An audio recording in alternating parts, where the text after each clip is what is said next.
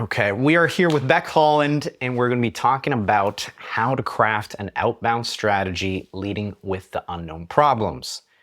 Now, before we even go down that path, Becc, talk to us about what's wrong with how people are going outbound today. So 76% of SDRs aren't hitting quota. 85% of AEs aren't hitting 76% of their, or 75% of their quota. But I think that the main piece of why it's broken is there's a difference between a pain and a problem. Okay. Pain is anything that's a negative experience in the present, and a problem is anything that you solve or solve for. Okay. And so all pains aren't problems, meaning all things that are annoying you're not going to solve for, and all problems aren't painful yet. Sometimes you're solving to avoid something in the future, for instance. Okay. So why outbound is broken from my view is most people are outbounding based on a pain. So they're saying, are you running into this problem? Do you have this problem? Are you struggling with? Are you in market for? Are you looking for, etc.? And so they have self-elected to you. If they haven't made a move to do something about it yet, like if the pain got big enough, they would have inbounded already. So in Equip, why it's broken is if you're outbounding based on pain or a problem that they already know about, if it was egregious enough for them to do something about it, they would have already inbounded and started that journey. So you're praying that you're going to run into this slim piece of the market that is about to do something about it, but just hadn't made the move yet. Sure. And our numbers reflect it. You're talking about pain versus problem. Yeah. You have this framework that you talk about leading with the unknown problem. Why don't you help the audience define what that might look like? The difference of, what we just talked about is you're only targeting that little bit of audience that might already be considering this, and you just got them over the line. From a luck. Yeah, exactly, right? So instead, what does your framework look like? Yeah, so the framework, I think to mobilize someone to buy, they have to understand something that they didn't know beforehand. Okay. So there's a lot of different pieces of a problem. You know, you have the root cause of the problem, the current impact of the problem, the future impact of the problem, the current event trigger, which is the last thing that makes them want to buy, a future event trigger that is the last thing that makes them or triggers them to solve for the problem, and then the solution to the problem. So if someone's going to only consider a problem to be big enough as they know it to be. So let's say that they think that a problem is the size of Oklahoma, but the problem is really as big as the United States, but they only know it to be Oklahoma. So what you have to do to mobilize them to buy is to uncover the other states. So you're not widening the problem, you're widening their perspective of the problem, because beforehand they didn't know that it existed. All of a sudden, you've increased and influenced the sale, but you've increased their likelihood that they're going to do something about it because you've created a new buyer initiative, because you created their awareness that they have a condition that they didn't know that they had beforehand. So salespeople have the opportunity, specifically within outbound, but just across the funnel, to understand, are there any current impacts they didn't know about, future impacts they didn't know about, problems that they didn't know about, root causes they didn't know about, so that all of a sudden that might mobilize someone to buy, because all of a sudden they have a new buyer initiative, they have a new problem that they might solve or solve for. What you're saying makes a ton of sense. I think one of the things that they almost never have, unless you really hire specifically for this, is they don't know their buyer's world. They've never done the job of that. They don't understand how they operate from the day to day. How do you get to that next layer deeper where you're like, wow, this is somebody that actually knows my world and somebody I'd be willing to chat with? Yeah, so I think it's a huge question. It's a simple answer, but it's a huge question. I think it's the biggest misdiagnosis of the industry is people think that the expertise of a seller is sales technique, or how do I handle objections, or my tone or my pace on the call. I'm like, no, if you're in sales, your expertise is to diagnose. If you don't have that, you have no expertise, simply put. You could remove the salesperson from the process, there'd be no net impact, because the buyer, they jump on the line and they only are after one data point that they think the seller knows that they don't have. So they always ask for it in the beginning. I'm going to put you on the spot. What do you think that is? They jump on the line and they're like, hey, what does the buyer always ask for right off the bat? Price? Because they believe it's the only thing that the seller knows that they don't know. Okay. So to me, you're in sales. If you have no expertise on the buyer, you have no expertise at all. So the first step is I would try to understand what are the lagging indicators that they're metriced on. They're hired, fired, promoted, demoted to drive. Yep. What are the leading indicators that are things that they change to get there to that lagging indicator? Okay. And what are the leaning indicators or coincidental indicators that are a real-time metric that they're on the right path but aren't the lagging indicator itself? So I would spend most of my time, if I want to get to know my buyer, if I don't know the metrics, you have to start there. People will say like, well, how do I do that? I'm like, hit the plus tab, go to Google and say KPIs for a CFO and study them. Second piece is what common problems are they running into? And then the third piece is where you win credibility.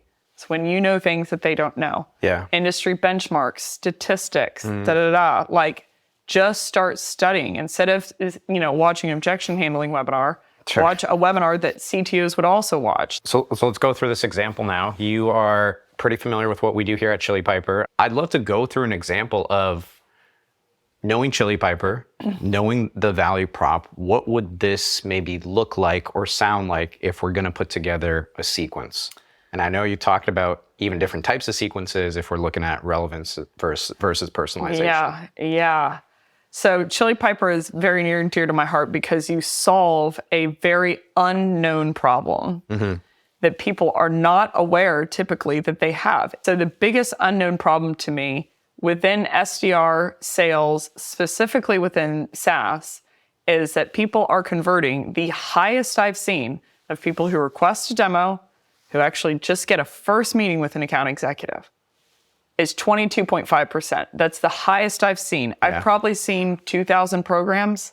I've dug through their data. That's the highest, and that is an outlier. Yeah. Usually, the lowest that I've seen is truly 4.5%. I say 6 because I want to make people feel better, but like usually the average is around 9 to 12. But let's say that 35% truly don't hit the firmographic, technographic, whatever, like metrics that they need to hit for you to be able to solve for them. That means that like best case scenario that I've seen within SaaS, you are churning 40% of your people who are asking to evaluate your product. Yeah. They're like, hey, can we talk about buying? You're churning 40% of those people that are qualified just because of process. And then everyone's like, how do we find more pipeline? We need more pipeline. We need more pipeline. You go up to an AE and say, do you have enough pipeline? I will pay you $1 million if that AE says, I have plenty. Yeah. I'm good. I'm all good. Or Sure. the sales leader. Hey, do you need more pipeline? And they're like, if they said no, I'll up it. I'll pay you $1 billion.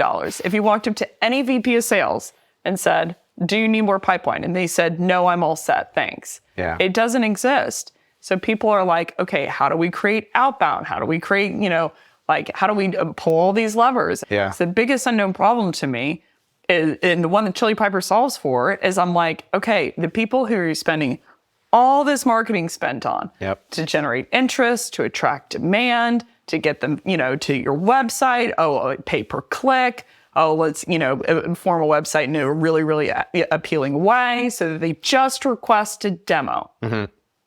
You're churning, best case scenario, if I give you the bone that it's 35% are unqualified, 40% of those people. And then you're doubling down saying, what outbound sequence can I use? Because I have to create more pipeline. Keep in mind, outbound conversion rate in a close one, industry average is 6%. 6.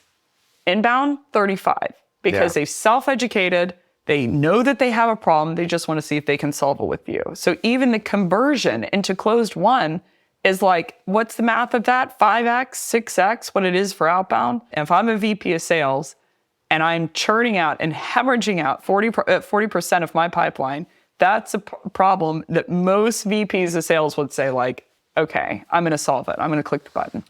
So that's how it would kind of sound like, hey, you might not know this exists, or what would that kind of sound like maybe in a cold call, or if you're going to frame it up in an email, and what would that sequence look like? Yeah, I would talk about in the email, hey, on average, did you know that on average, VPs of sales, 94% of their inbound pipeline is being hemorrhaged out because of bad process, because of 3 things. Yeah. Round robining their leads to their SDRs, not allowing prospects to schedule on the site, and waiting until Monday to follow up with prospects who request a demo. Yeah. I don't know if you have this problem, but if you do me a favor, go check in your CRM and check the conversion point from people who request a demo into people who actually receive a first meeting with account executive. If that number is any higher than 80%, then hey, good on you. You know, I'll get out of your hair.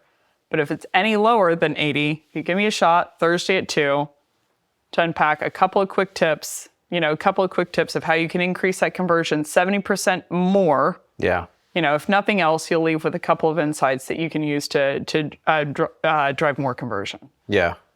So I'm like, you're teaching them that a problem exists by way of an industry stat. Got it. Okay. You know, so that's the relevance-based playbook of you're like, did you know that on average, people are doing this trait or people have this trait that exists? Did you know that on average, you know, and if you can dial it down to because they're doing these 3 things, so I'd say you're round robining leads, you have more than 5 inbound SDRs. You know, they can't schedule on the site, and giving them litmus tests for what is the profile of someone who has that problem, so that they can go back and check and be like, oh, we are round robining. We are doing this. I wonder if I have the problem in specific, so they take the time to evaluate that if they have a problem. If we're going to recap what you just went through, and it's like, hey, we're talking about how to craft an outbound strategy leading with an unknown problem. Yeah. Give me the 3 or 4 points that you have to keep in mind. The first point is find for your buyers, for your buyer personas in specific, what is a problem that they typically don't know about? That's the first point. And a problem being defined as something that prevents them from getting to their buyer persona metric or prevents them from achieving a goal in relationship to the metric. Yeah. Number 2, craft an outbound strategy. Stop talking about freaking pain. Talk about unknown problems, unknown future impacts, unknown, current impacts, etc. So that you can present to deck, cause a new buyer initiative, or maybe more urgency than they had before because you're presenting data points that they don't know.